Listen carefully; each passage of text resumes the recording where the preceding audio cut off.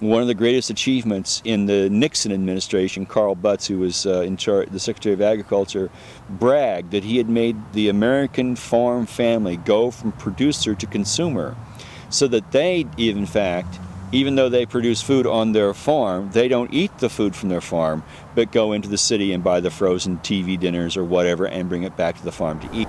In a fast food nation of immediate gratification, is it still possible to maintain a healthy lifestyle? You can taste almost all the preservatives, all the fertilizers that are being used in our food, and it really feels, more than feeling, there is really not the taste of what we used to have back in the day. I grew up in Mexico where the soil is very rich.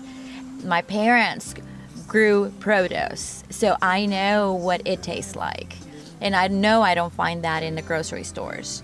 So whenever I have to go and find flavorful food, I can normally find it at farmers markets. I felt we had to do something on a ground level, a grassroots level, to fight back, because it is obvious that our own government is in the pocket of Monsanto. And it really has nothing to do with feeding ourselves. It has to do with big business and big food companies. It's it's really not about food. It's about money, and it's about greed.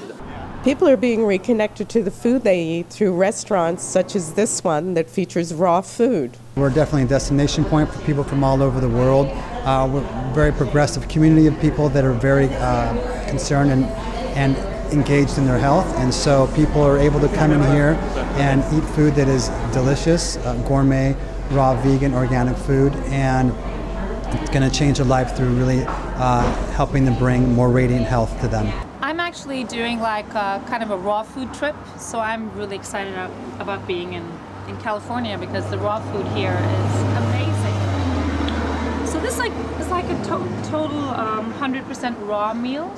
What was that? This was vegetarian burger with kind of, I don't know what you would call it, a lot of hummus, a lot of olives, and then the burger in itself is some kind of grains that they have, I don't know, sprouted or something, but nothing's boiled or cooked. Despite the benefits of a vegan lifestyle, not everyone is a fan. This is not my favorite restaurant because it's vegan. Right. I am being dragged here. Food's not bad, but I am being dragged here. I have to admit that. I don't eat anything in a package, in a jar, in a can, frozen. It's been my whole life since I was a teenager. I'm an athlete. I'm a yoga teacher. I do everything. I've done everything my whole life. I wouldn't live any other way. I couldn't live any other way, and I couldn't put food in me the way other people do.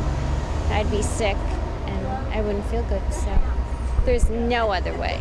Farmers markets like this one in Santa Monica illustrate the growing desire of people to reconnect with their food sources, a great sign that there's hope after all. For Inspiring Times TV, I'm Linda Schwartz.